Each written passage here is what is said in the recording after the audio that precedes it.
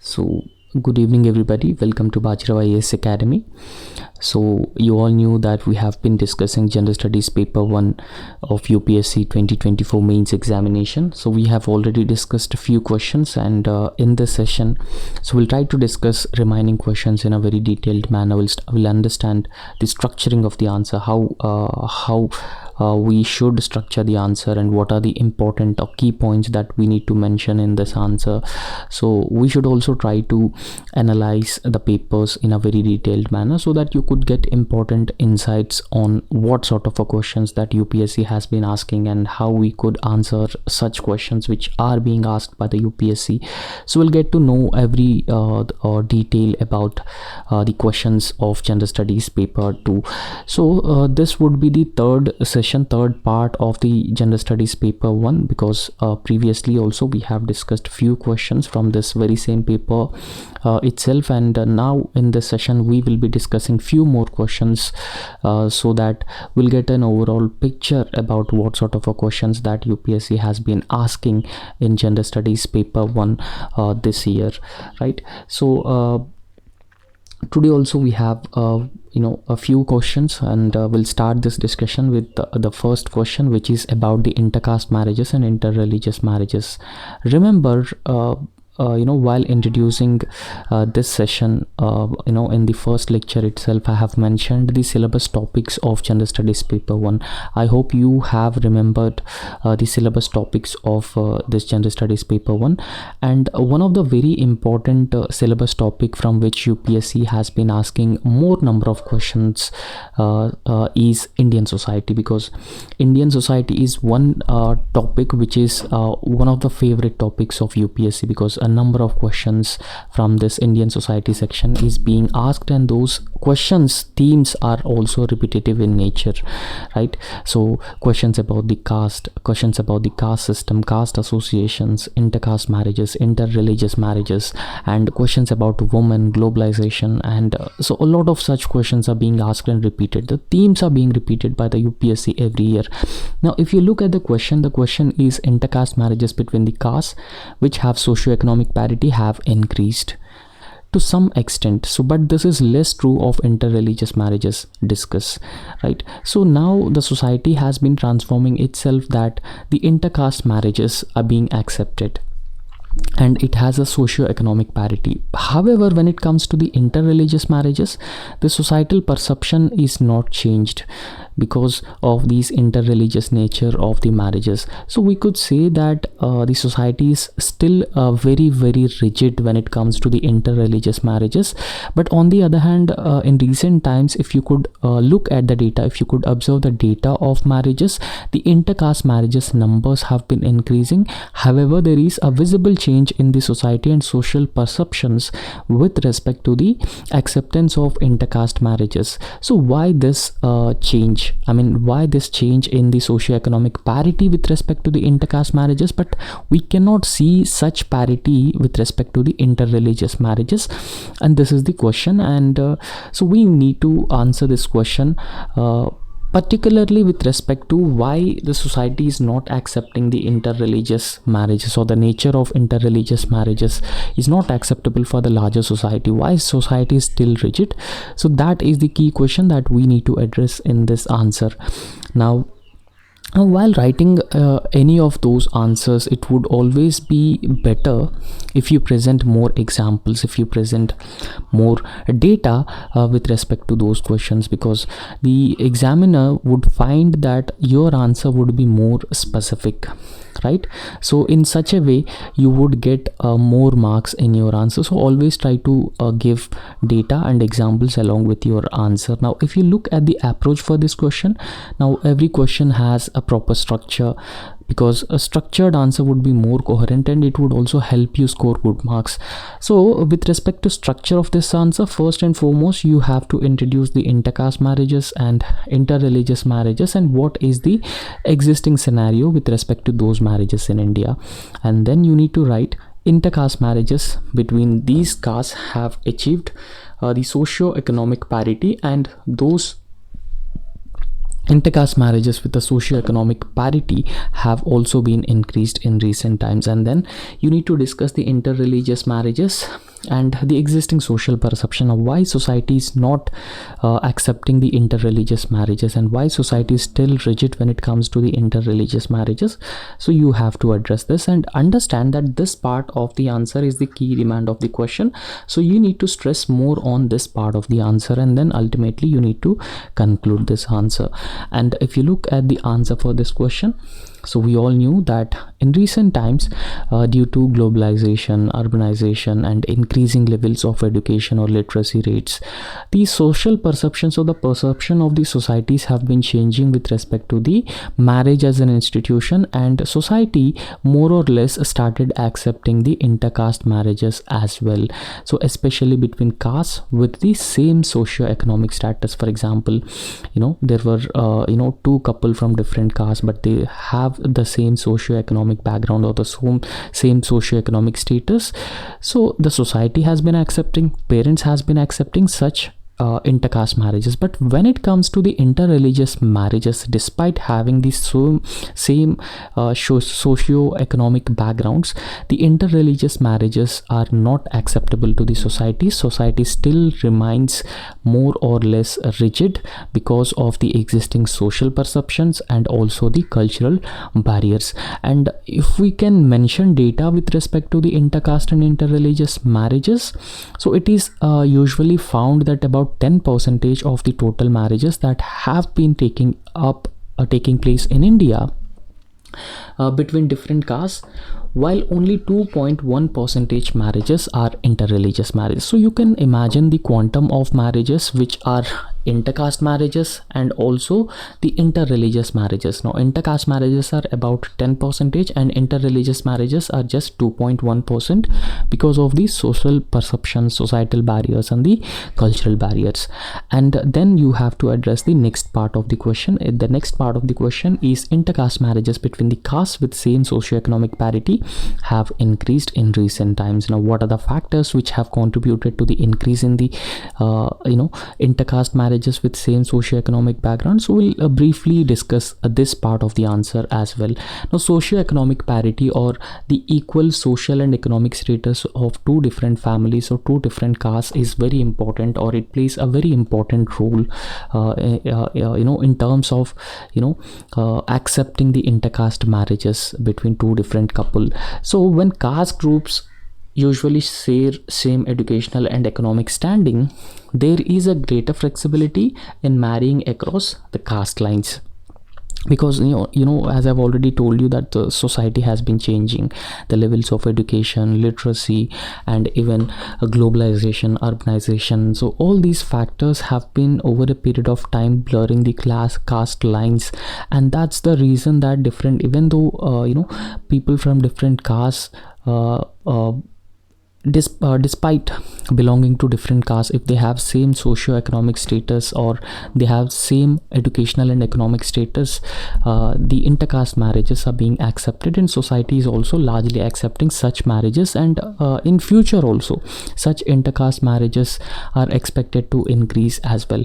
So as I have already stressed on the factors which are responsible for the increase in the intercaste marriages, so urbanization is one factor, globalization led modernization in India is another factor, because caste system is very often considered as a very rigid system, right? So globalization led modernization and even increased levels of education and literacy rates across India, and also government efforts have contributed to the rise in these intercaste marriages, particularly among the middle classes and upper classes, because the middle classes and upper classes, people having same or similar socio-economic backgrounds, so these intercaste marriages are being acceptable for them to a large extent. And in fact, the Supreme Courts and the existing legal machinery in India has also been extending a strong legal protection for the intercaste couple, because very often we very often come across the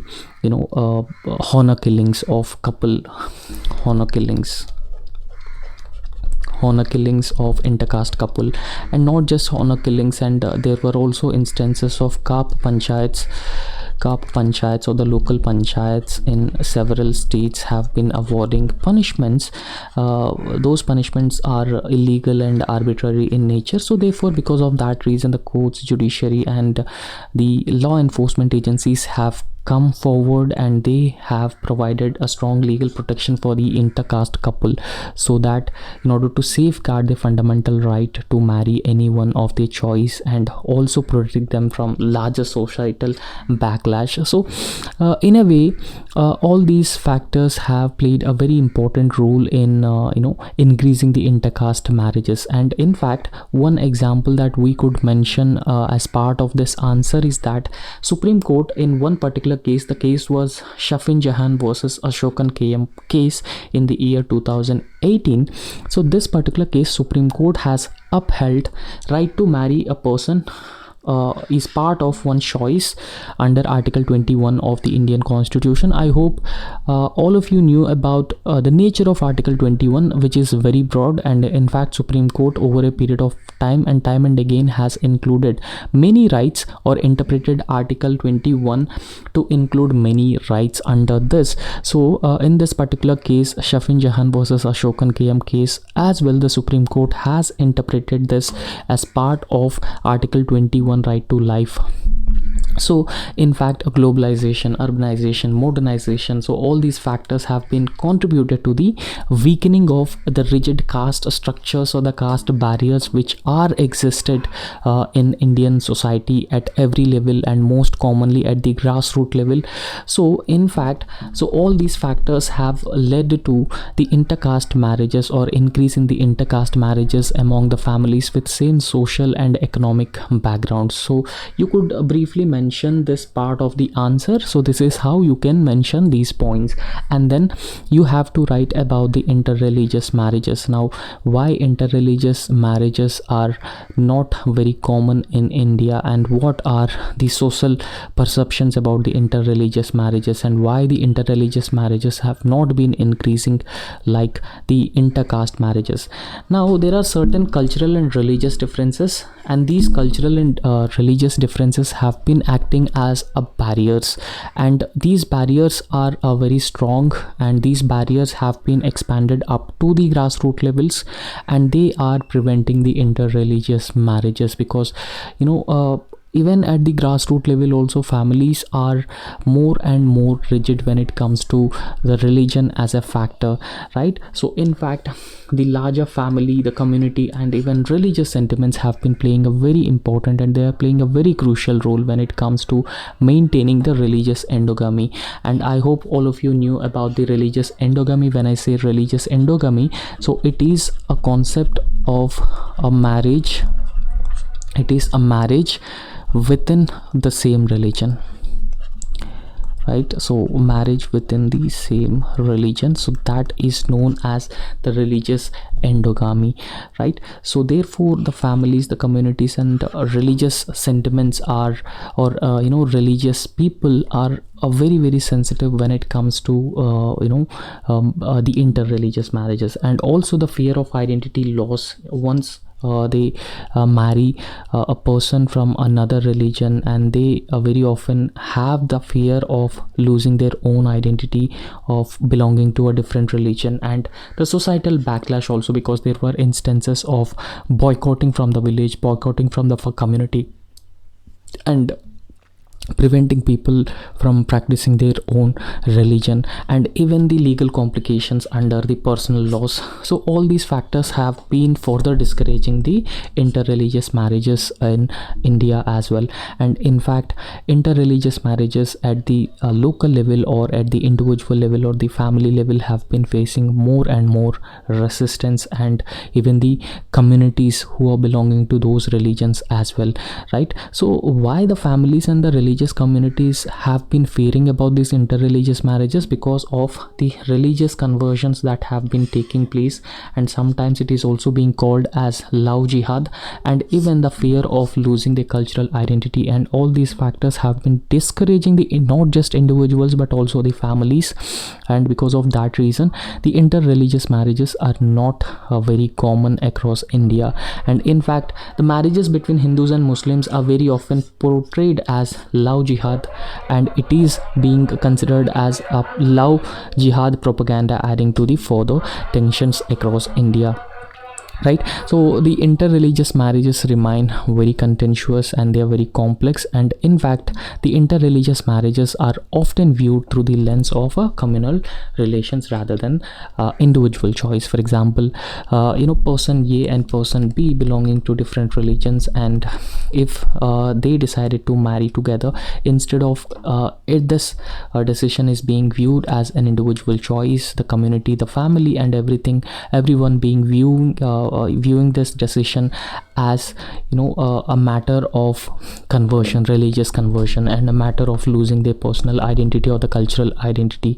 And all these factors have been leading to the honor killings after the marriage, and not just honor killings, and those communities, those families boycotting the people. So all these things have been taking place when it comes to the interreligious marriages. However, there is a need to change the social perceptions, and there is a need to build a strong positive sentiment among the people about the interreligious marriages, and there is also a need to extend strong protection, and the government and the law enforcement agencies should also protect the fundamental rights and the fundamental freedoms of the people to choose marry as per their choice. So therefore both types of marriages face honor killings and social orchestration or ostracism, and that has been necessitating a strong legal protections across India. Right, so this is what you could emphasize on in this part of the answer. And ultimately, in conclusion, well, socioeconomic parity has facilitated some intercaste marriages.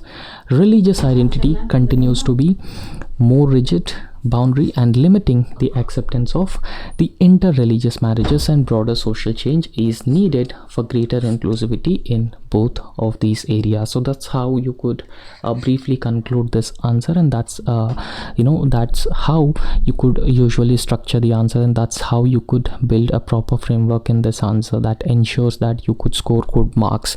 So we'll discuss the next question, which is also a very common question, and this has been asked from the society section. Remember that society is very important. Indian society as a section, you may get around 6 to 7 questions every year. So therefore it has been enjoying a good weightage in gender studies paper 1. So therefore you have to focus on this topic in a very detailed manner. The question is, in dealing with the socio-economic issues of development, what kind of a collaboration between government, NGOs, private sector would be the most productive? Right, so there are a number of socio-economic issues. So what are those socio-economic issues? Now when I say socio-economic issues, they are basic and generic issues. For example, poverty is considered as a socio-economic issue, right? So poverty is a socio-economic issue. Inequalities and even the income inequalities are considered as a socio-economic issues, and gender inequality would also be considered as gender inequality is also considered as the socio-economic issue, and lack of income security is also considered as the socio-economic issue, and caste discrimination is also considered as a socio-economic issue, and migration in rural areas from rural to urban areas would also be considered as the socio-economic issue, and poor education infrastructure and healthcare infrastructure and even low levels of literacy would also be considered as a socio-economic issue, and child marriages would also be considered as a socio-economic issue, and child labor is another socio-economic issue. So these are all socio-economic issues that we regularly see or we regularly face in the society. So dealing with these socio-economic issues of development, so what kind of a collaboration is required from government or the public sector, private sector and NGOs? So how the collaboration between the government, NGOs and the private sector would ensure that all these problems could be solved in an efficient and effective manner. So that is the basic demand of the question. I hope you have understood this demand of the question, right? So in this question, first and foremost, you have to have a proper structure, a proper framework. So the structuring of the answer is very important. Time and again I have been emphasizing on this. First and foremost, you have to introduce the socio-economic issues of development. So these are the socio-economic issues of development, and even in the introduction itself you could mention some data with respect to poverty, illiteracy, and even child marriages, child labor, or dropout rates. So when you introduce such data, so it makes your introduction more and more impactful. And then you have to discuss the role of government, NGOs, and the private sector in the socio-economic development. And then you need to discuss the collaborative roles between the government, NGOs, and the private sector. And ultimately you have to conclude this particular answer, right? So we'll proceed to look into the introduction. So as I have emphasized, right, so you could define what are the socio-economic issues of development. So instead of defining the socio-economic issues of development, you could also briefly write data about the education, data about the infrastructure, data about the connectivity, poverty, migration. So that's how you could stress on the socio-economic issues of development by stressing or emphasizing more on the data of those problems. And then you have to emphasize on the need for the collaboration between the government, private sector, and NGO. So that's how you could write an introduction which could be more impactful, which could be more and more effective in your answer, right? So anyway, you could introduce this answer. So this way also you could introduce this answer by defining or mentioning about the socio-economic issues of development which are existing in any country or in any region. And then you have to write, so what role can the government, NGOs, private sector, so they can actually play in the socio-economic development. So that's how the second part of the answer you could actually address. So first and foremost, you have to emphasize on role of the government. So what role can the government play within, the government, NGOs, and the private sector are stakeholders. So they are the stakeholders, and those stakeholders play a very important role in in addressing the socio-economic issues of development which are existing. But collaboration is very important among all these stakeholders or different stakeholders. So therefore, what should be the role of the government? How government can play a very important role? Now when we talk about the government play a very important role in addressing these socio-economic issues, because there are two different branches of the government: judiciary, executive, and legislature, right? So these are three different branches of the government: judiciary, executive, and legislature. Now when we talk about the legislature frame certain laws, legislature frame laws or legislations, and those legislations will help address the socio-economic issues. And you could also mention certain examples as part of this. For example, recently 33% of the reservation for women, so which Nari Shakti Vandana Abhiyan bill was passed by the legislature, and the responsibility of implementing such legislations falls under the executive. So therefore it would be the responsibility of the executive to make sure that those laws passed by the legislature are implemented in letter and spirit, and that would result in socio-economic development. And apart from that, even legislature has also passed the 73rd and 74th Constitutional Amendment Act, particularly the 73rd Constitutional Amendment Act, which talks about the democratic decentralization and grassroots democracy and participatory governance, which are very, very important when it comes to addressing socio-economic issues at the grassroots level. So therefore, legislature, executive, and in case if there is any problem with respect to the the existing socio-economic issues and how the legislature has been framing laws, and whether they are just laws and whether they are within the limits of the Indian constitution, and if executive has been making any mistakes while implementing such laws, so everything would be looked after by the judiciary. So therefore altogether government plays a very important role along with all its branches of the government. So apart from that, government can also create a conducive policy framework for the socio-economic development, and this conducive policy framework would further enables the government or further enables the development, and it would also ensures the regulatory compliance as well with respect to these developmental prospects. And then we need to talk about the contribution of non-governmental organizations.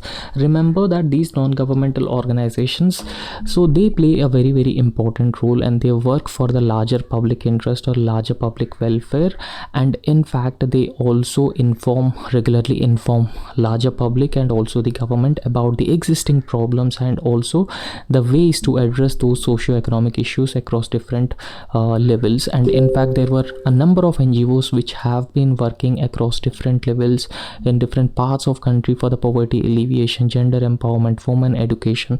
So therefore you cannot neglect the role of NGOs in addressing these socio-economic problems or socio-economic issues.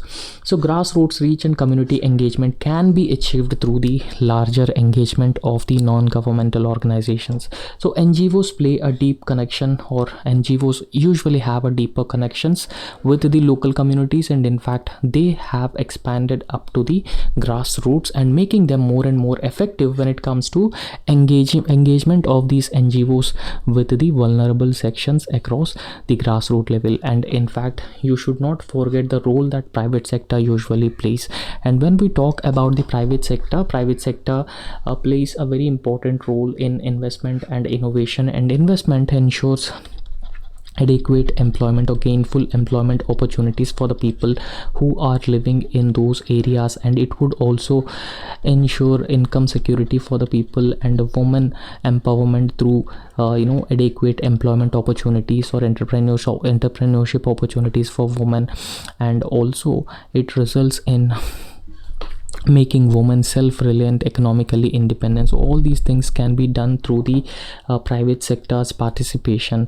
So particularly when we talk about the private sector corporate social responsibility, right, a certain quantum of the revenue of the company that the company has received every year should spend on these socio-economic issues that we have already discussed in the beginning of this question, such as poverty alleviation, gender equality, and also environmental conservation and groundwater recharge and road connectivity. So all these things forms part of the CSR activities of those companies. So therefore private companies can invest a lot of money across different parts of our country, and they also bring in a lot of innovation. And private companies very often fund the socio-economic developmental projects through the CSR activities. So you have understood the importance of non-governmental organizations, the private sector and the government, right? So they should not work in silos. They have to work in a collaborative manner. They should come together and they work in a collaborative manner, and that is very very important for the success or to address these socio-economic issues in a much more efficient and effective manner. So when we talk about these collaborative models, public and NGO partnerships are very very important, right? So in India, NGOs and government can work together. They can also provide services at the grassroots level, right? They have to provide services at the grassroots level, and in fact NGOs plays a very very important role when it comes to implementation of the programs, and in fact working with the government and informing the government about the challenges that the people have been facing and the potential solutions to address those socio-economic policies. And these NGOs also assist the governments when it comes to the framework or developing or framing policies, or even the policy support is also provided by the non-governmental organizations. And private NGO partnerships are also very very important, because private sector can actually collaborate with the NGOs to reach communities, and combining funding from the businesses with the implementation expertise of the non-governmental organizations, right?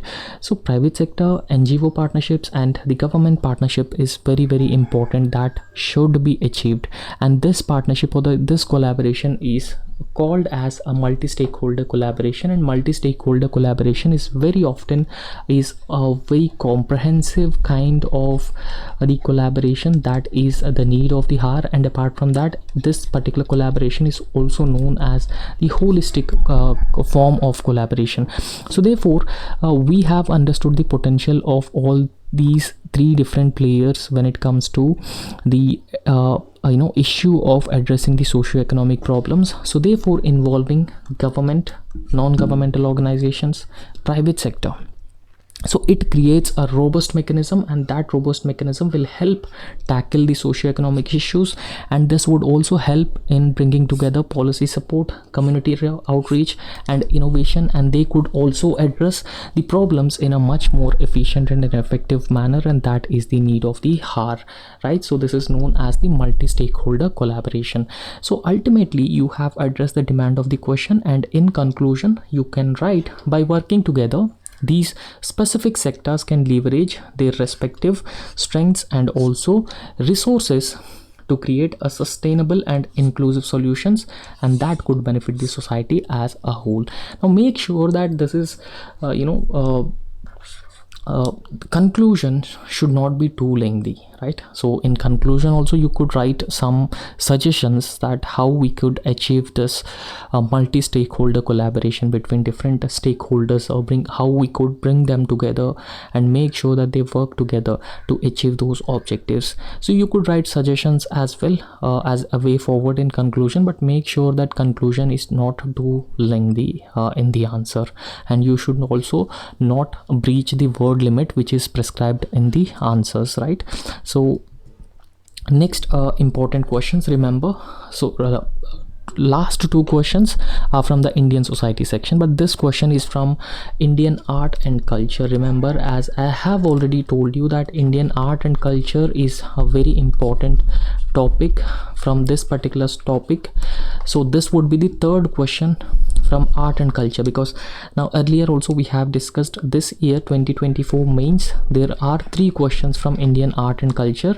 So one is Rigvedic society, Rigvedic plus a later Vedic society. So this was the one question that was asked, and the second question was about the Pallavas contribution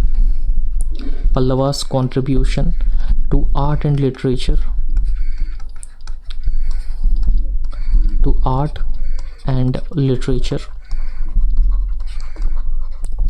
and next question, third question is about Cholas and the contribution to art and architecture.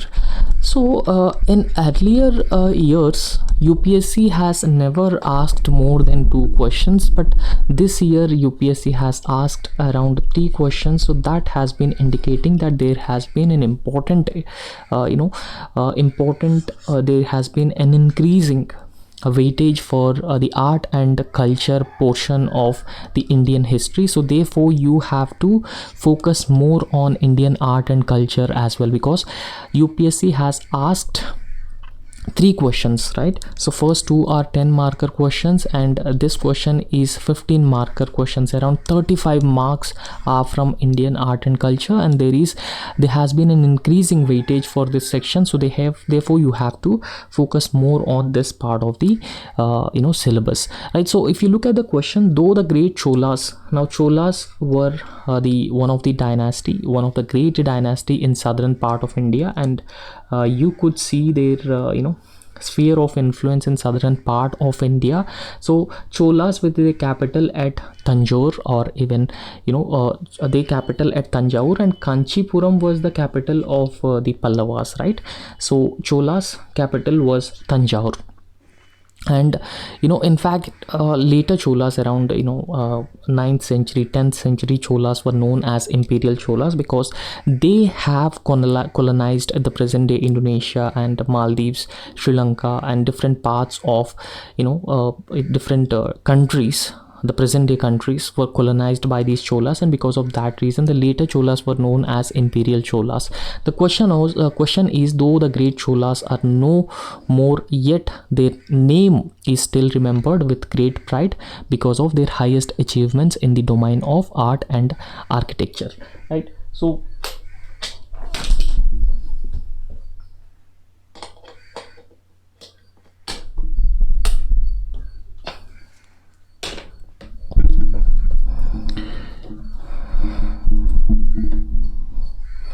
okay, sorry, right? So the question is, though the great Cholas are no more, yet their name is still remembered with great pride and their highest achievements in the domain of art and architecture, right? So because Cholas are even known for their great contribution to art and architecture, and because of that reason these Cholas were still remembered for their achievements. Now the key demand of this particular question is that you should focus more and more on the contribution of the Cholas in the field of art and architecture, whether it is dance, drama, dance, painting,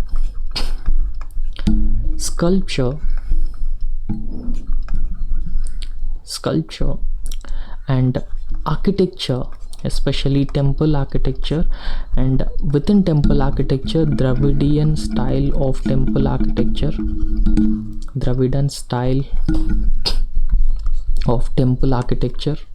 and within art you have to write about the literature and the growth of literature under the Chola. So you have to stress upon all these three different elements, right? So the approach or the framework structuring of the answer is very, very important. I have been emphasizing on the structuring of the answer. Now first and foremost, you have to look into the approach of this question, right? So give a brief description about the Chola art and architecture. You have to give a brief description about this, and then you have to write the contribution of Cholas to the field of art, and then you have to discuss the temple architecture of Cholas and significance. You have to conclude this answer. So this is how you have to structure the answer. This is how you have to divide this answer into different parts. And as usual in the introduction, so you have to stress more on the Chola dynasty, right? So you should give a brief description about the Chola Empire or Chola dynasty, right? So Chola dynasty, as I have shown you in the map, so they've ruled primarily in the southern part of India, particularly the present day Tamil Nadu, over until the 13th century, with the capital at Tanjore. And under the Cholas, so a new heights of excellence was achieved in the areas of art, architecture, religion, and literature.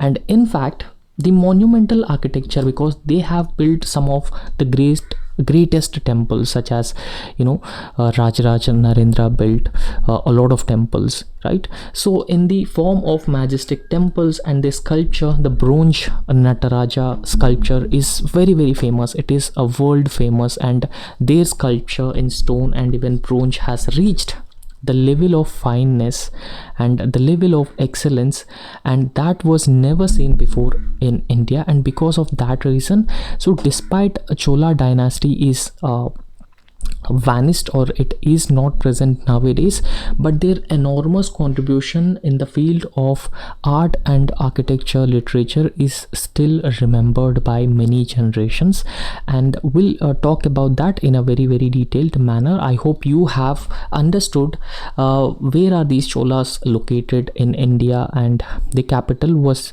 Tanjore, and they have ruled this southern part of India up to the 13th century. And Chola's contribution to art, so we'll understand the specific contribution of Cholas in the field of art, right? So in fact, there were scenes, paintings would be the one area of enormous contribution of Cholas. So scenes from Periya Puranam, it was one of the text in Tamil language or Tamil literature.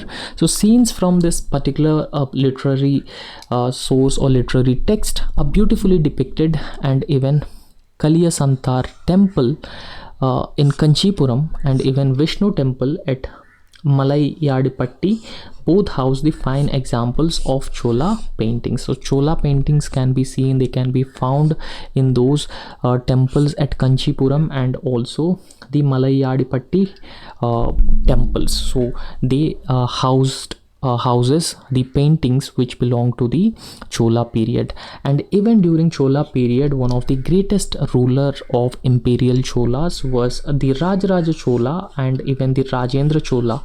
So they have made a huge contributions or greatest contributions in the development of art of the painting, right? So Rajaraja Chola and Rajendra Chola have made enormous contribution, not just in the area of painting but even different art forms. They have made enormous contribution, and that should be remembered.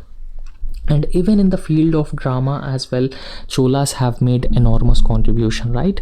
So in fact, drama was promoted by the Cholas, and drama was one of the art form, and in fact drama was very often linked to the dance and music under the Chola. So that's how a drama was usually performed in the Chola dynasty, because drama was integrated with dance and music, and even dramas were performed on variety of stages and theaters.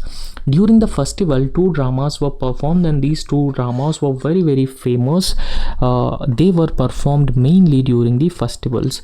So they were the Rajarajeshwara Natakam and Rajaraja Vijayam. So these are 2 different dramas. Natakam is a word for drama, right? So Rajarajeshwara Natakam and Rajaraja Vijayam were 2 famous dramas which were performed during the this Chola period. And in fact, Rajaraja have recorded most important expeditions and victories over different parts, even the northern Indian kings as well, and that is known as, and that is being portrayed as Rajaraja Vijayam. And in fact, the Chola kings also used to generously reward drama actors, and they used to provide rich tributes and honors as well. And one type of drama that was very popular and very famous in Chola dynasty was Kutu and Arya Kutu and Chakki Kutu and even Santi Kutu. So that was one type of a drama which is very popular and very famous under the Cholas. And Chola kings have even supported the art of dance as well. So they supported the art of dance, and during the Chola period 2 types of dances were performed. So one type of a dance was Bharatanatyam dance, and another type of dance was Kathakali dance. And even Bharatanatyam is very famous in the southern part of India, and it is one of the classical dance forms in India, right? So we have a very limited number of classical dance forms, and Bharatanatyam is one of the most important, most valuable classical dances in India. So therefore, Chola period, there were 2 different dances performed, and they were very popular and very famous. One was Bharatanatyam and other was Kathakali dance, which is even practiced present day Kerala. So Lord Shiva was depicted as a performer of the Karana dance, right? So Lord Nataraja can be seen dancing in the Nataraja temple that was present in Chidambaram, and Sarangapani temple in Kumbakonam. So these were the temples which were built by the Cholas. And Cholas have also made enormous contribution in the field of temple architecture, particularly the Dravidian style of temple architecture. Remember, I have already explained Dravidian style of temple architecture.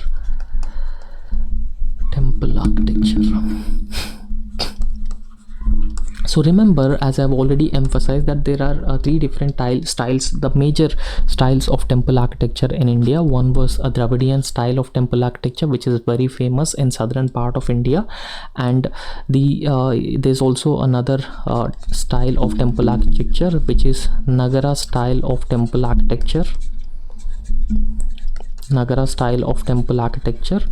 And then Vesara style of temple architecture as well. And this Vesara style of temple architecture has the features of both the Dravidian style of temple architecture and Nagaran style of temple architecture, right? So in fact, Cholas are very well known because they have made a rich contribution to the Dravidian style of temple architecture. So there were innumerable temples built and even patronized by the Cholas, and the royal temples of Tanjore, Gangaikonda Cholapuram and Darasuram are the repositories of dancing women, and they were accompanied by musician, they were accompanied by Brihadeshwara temple architecture, right? So all these things were rich, well carved, and they were present in different temples across the Chola dynasty. And there was a very famous and a grand temple that was present in Tanjore, and this Tanjore temple was also known as Brihadeshwar temple, Tanjore Brihadeshwara temple. So that was built by Rajaraja, right? So Brihadeshwaram and Brihadeshwarar temple, and it is a magnificent example of Chola's architecture, Chola painting, Chola sculpture and Chola iconography as well. And in fact, Rajaraja's polity was greatly legitimized by this temple.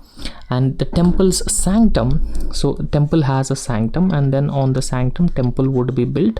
So simple a sanctum which has 190-foot vimana and is topped with an 80-ton stone. So at the top of the temple, so placed 80-ton stone. So that is why this temple, Tanjore Brihadeshwar Alaya temple, is very famous. And there were also fresco paintings and even miniature sculptures of scenes from the Puranas and even epics which were present on the walls of these temples.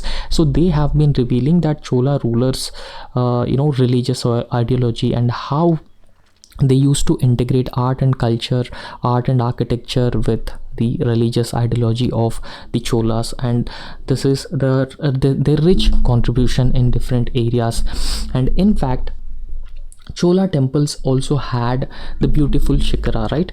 So you could see here, so this is the beautiful shikara of the Chola temples, and beautiful shikara stone at the top, and it had an intricate and meticulously carved carvings, right? So this is how the carvings usually look like across these temple walls. And it's really amazing how these structures weighing hundreds of tons are placed without use of any cranes. So this is the one of the stone which is 80 ton, which is placed above the shikara, right?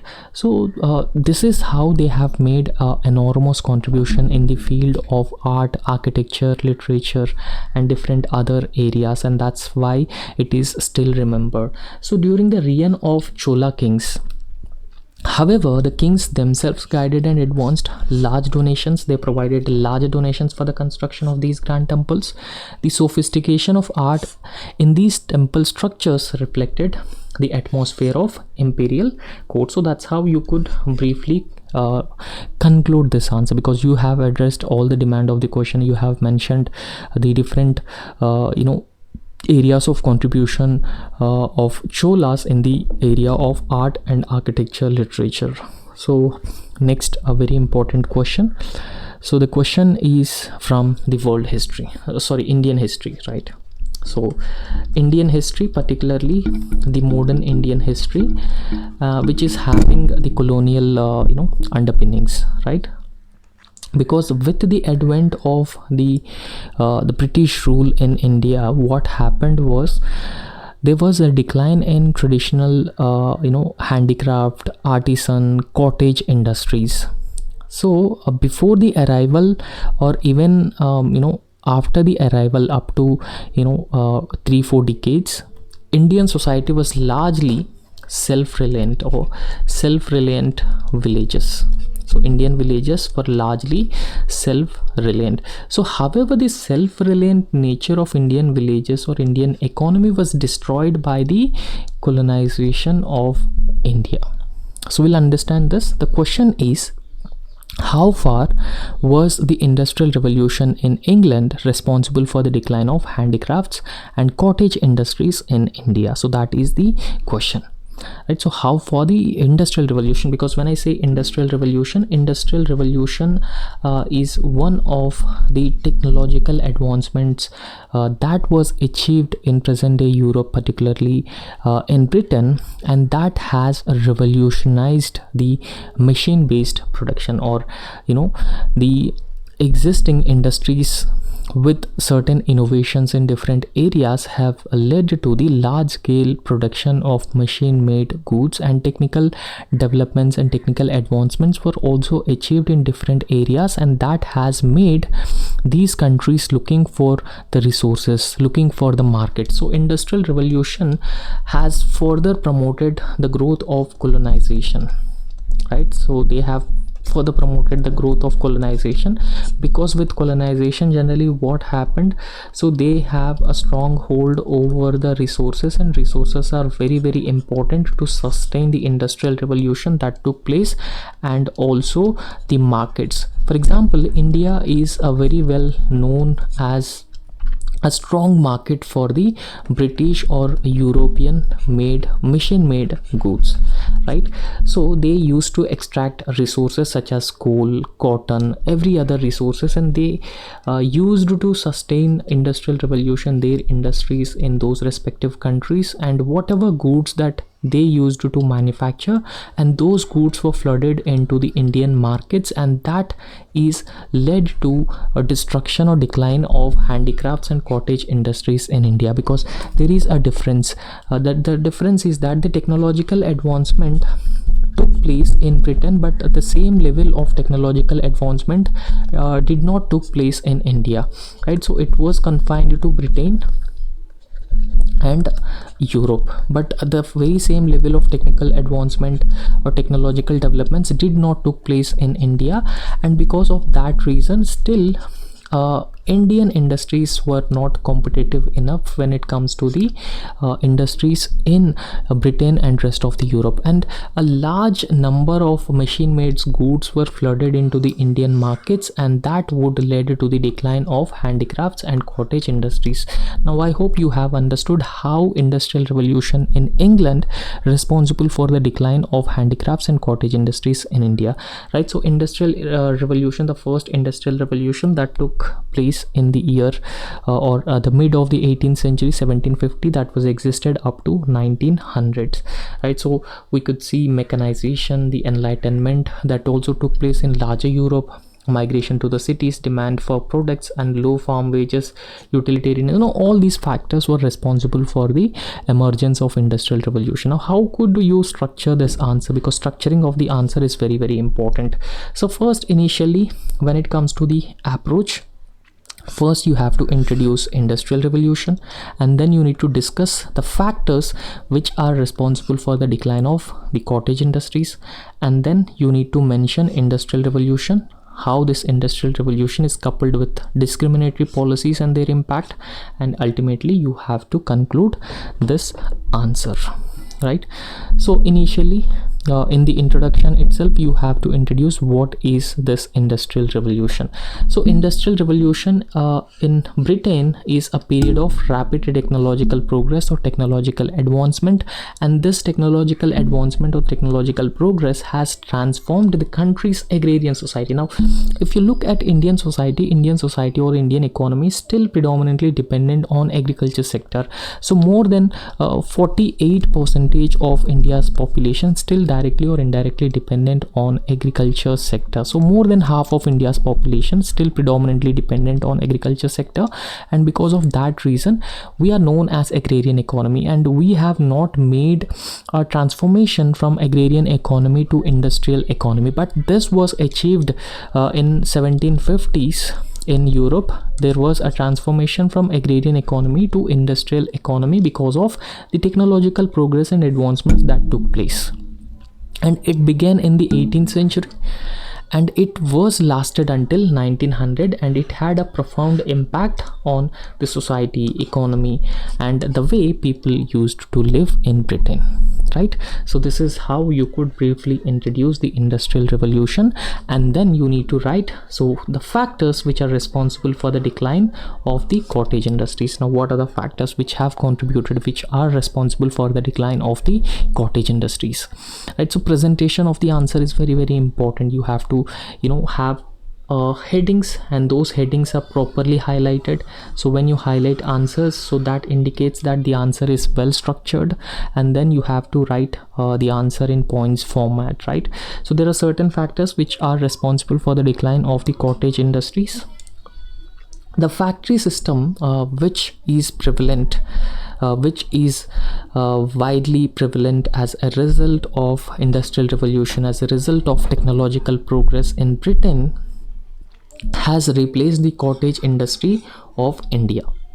And which is cottage industries in India very often they're family based, and they are very often small scaled, and they are very often subsistence based industries in nature, and they are independent craftspeople working in or near their homes alone. They are very small, and those cottage industries are not having any technological backing.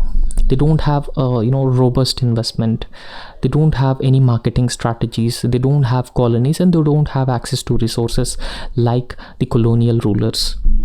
And in fact, use of machinery or use of machines have led to the production of goods, large number of goods in a very shorter period of time.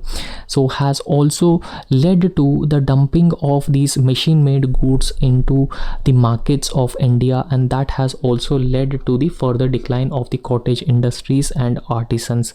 And in fact, the water frame, steam engine, and those goods which are made with these machines, and in fact the cottage industries are less productive because they don't have the industrial revolution or technology powered machines, and they are unable to compete with the large scale factories. And even there was a mass production of goods have been taken place in Britain, right? So mass production in factories have led to the longer hours of dangerous work for many people, compromising on labor standards. Children were employed, women were employed, and dangerous working conditions, and more number of working hours. There were no labor reforms at all.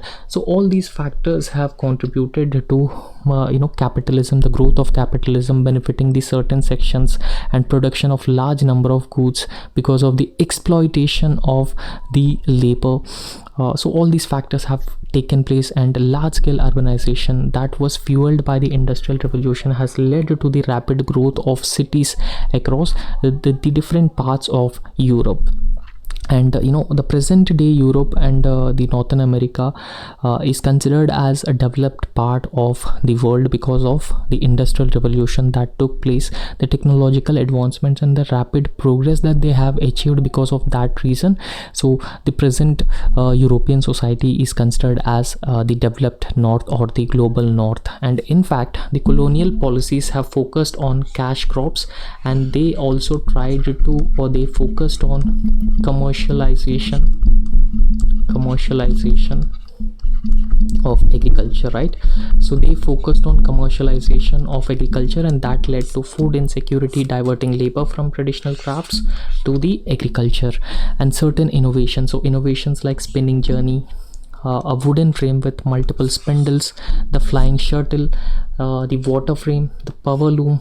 So all these things made weaving cloth and spinning yarn thread much more easier, and that has led to the production of goods on a large scale. So producing cloth became faster, and it also required less time and far less human labor. So we could say that it would be more and more competitive. So these industries are more competitive compared to the Indian cottage industries, traditional and artisanal industries, because they don't have any technological advancement, they don't have any machinery, they're family based, they work near homes, and subsistence in nature.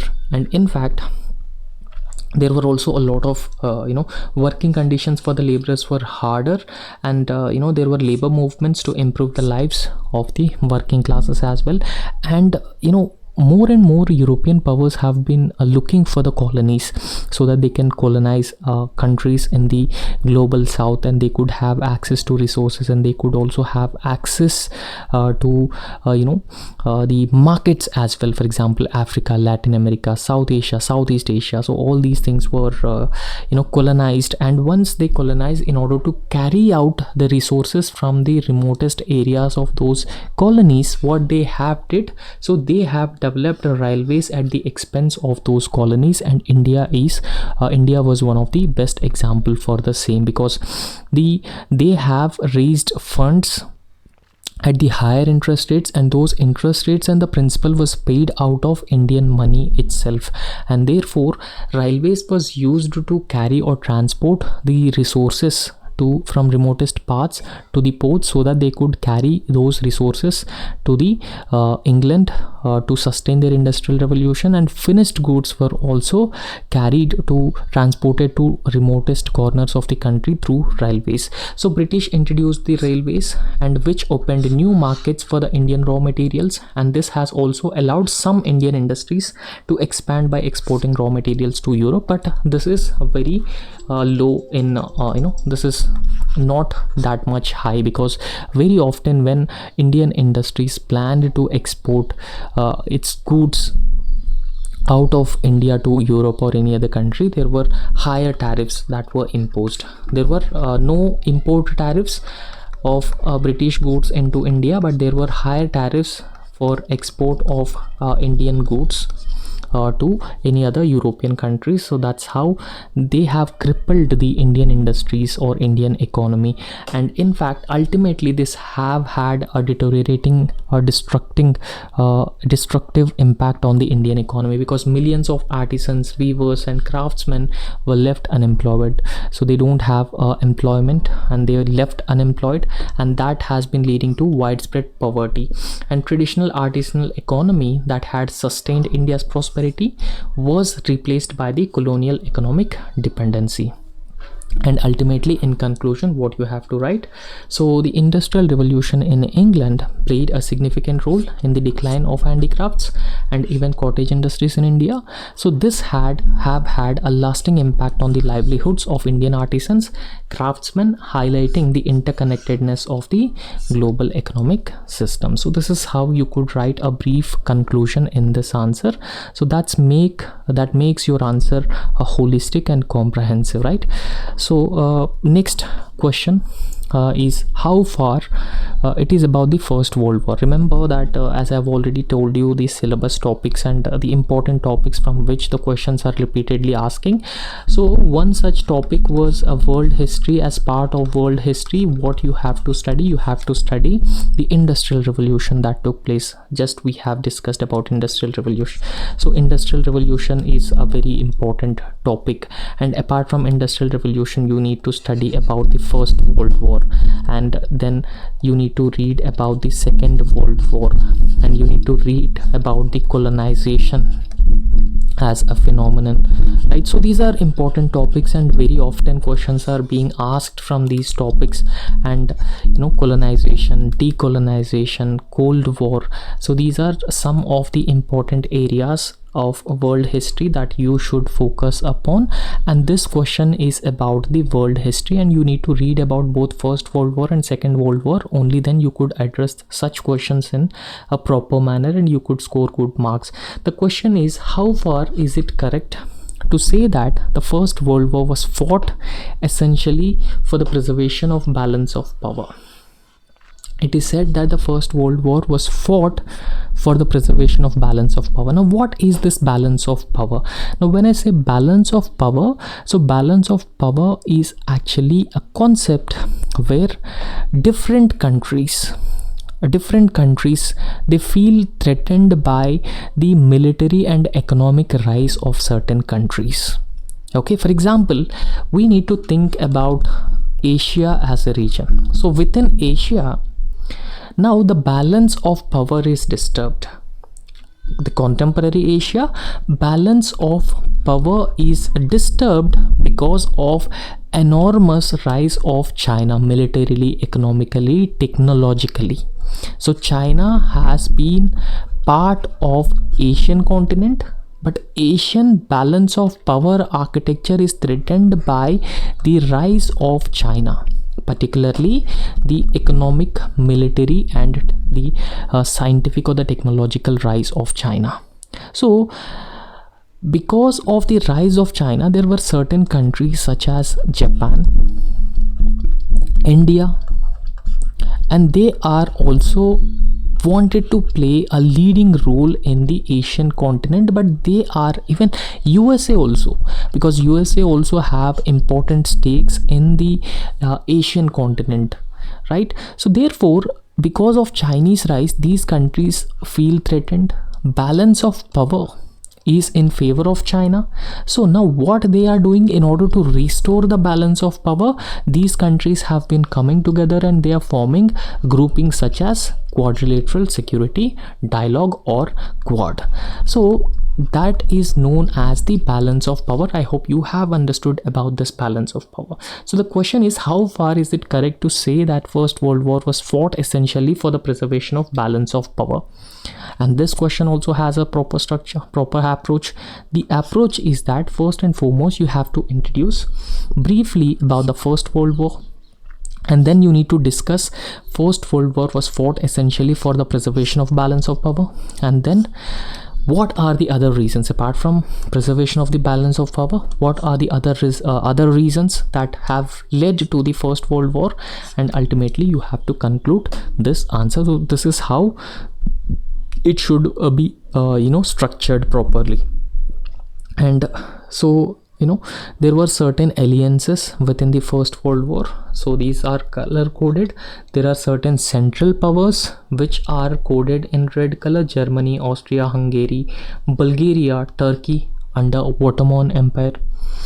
And there are certain allied powers also, such as certain the present day, so Russia, France, Italy, UK, Portugal. And there were certain neutral powers as well, which are color coded in yellow color.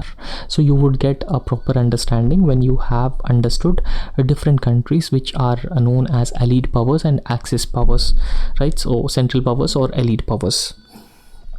And first and foremost, you have to give a brief introduction about the First World War. When we talk about the introduction of the First World War, the First World War that lasted 4 years from 1914 to 1918. So it was known as a complex conflict.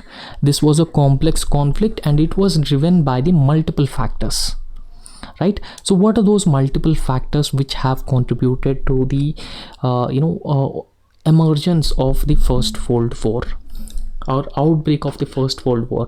So those multiple factors including nationalism, imperialism, militarism, and alliances among different countries, and the quest for colonies, new colonies, and the quest for increasing their military power against their enemies, adversaries, and their nationalism. So all these factors, mostly the nationalism, imperialism, and alliances and militarism, are the factors which are the primary contributors of the First World War.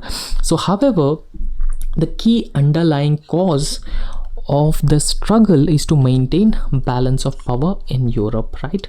So ultimately they wanted to have a balance of power in Europe as major powers which sought to prevent any single nation from dominating the continent, right? So they don't want any single nation to be the dominant player of the European continent, and they also looked for new markets, new colonies, and Germany has also rising at a rapid pace economically, militarily. So they feel threatened by the rise of Germany. This is also another factor, right? So the demand of the question, First World War was fought essentially for the preservation of balance of power. So we have to look at this particular question from this angle initially. So how the attempts for the preservation of balance of power has led to the First World War. So before the outbreak of the First World War, so European powers have already formed alliances. Remember, alliances was one of the reason for the outbreak of the First World War, but before the outbreak of the World War, these European powers have already formed alliances. And these alliances were already called as the Triple Alliance, or it is also known as Triple Entente. Right, so why they form these alliances, what is the need for forming these alliances, is to balance each other's military strength. So they wanted to balance each other's military strength, such as Britain, France and Russia wanted to counterbalance the rising influence of Germany and its allies, right? Because Britain, France and Russia have come together, they formed an alliance, and these powers are known as the allied powers. They are known as allied powers. And central powers are Austria, Hungary, Bulgaria, Turkey under Ottoman Empire, and also Germany are called as central powers in the First World War. So in order to counterbalance these central powers, Britain, France, Russia have come together and they are known as allied powers, and they have formed an alliance. Right, so the balance of power system in Europe was slightly unstable. So it was not stable because some countries used to be more powerful than one alliance than one country. So because of that reason, the balance of power architecture in Europe was highly unstable, and that led to the situation where any disturbance such as assassination of Archduke Ferdinand could ignite a major conflict. So the reason for the immediate reason for the outbreak of the First World War was the assassination of Archduke Ferdinand. So that was the immediate reason. However, so because of the unstable nature of the existing balance of power has led to, or any small conflict has led to the outbreak of such a major conflict in Europe. So Germany was becoming more and more stronger, and it was not part of the allied power, rather it was part of the central power, and Germany even started becoming a dominant player in Europe. So France, Britain and Russia were threatened by the Germany's enormous rise in terms of its economic strength and military strength. So therefore the Germany's growth was seen as a threat by other European nations, especially Britain, and that aimed to preserve its dominance. Britain was the superpower, right? So Britain was superpower, so it has the military superiority, it has the economic superiority, technological superiority, and it has also got a lot of number of colonies. So because of that reason, Britain wanted to maintain its dominant position in Europe, but Germany started threatening the Britain's dominant position. So the naval arms race between Britain and Germany is prime example of the power struggle that directly contributed to the Britain. So contributed to the First World War. So Britain, now in fact Britain started.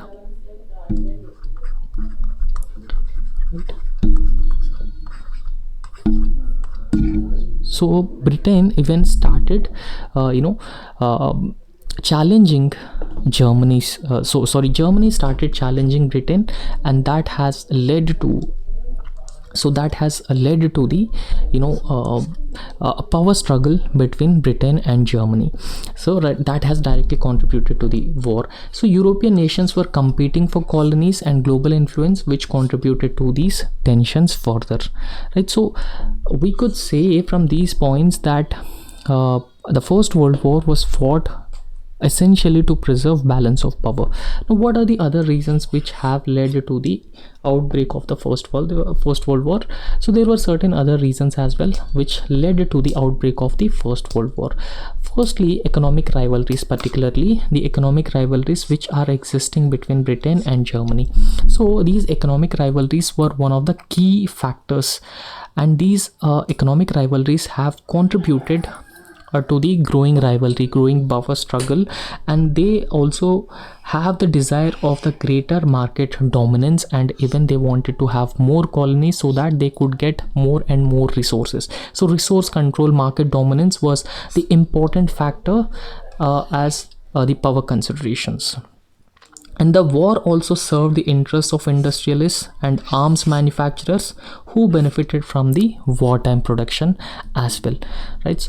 So the war was fought over the imperial ambitions of the the desire to colonize more and more countries rather than just managing European power equilibrium or the balance of power. They wanted more colonies. Now, what is the need for colonies?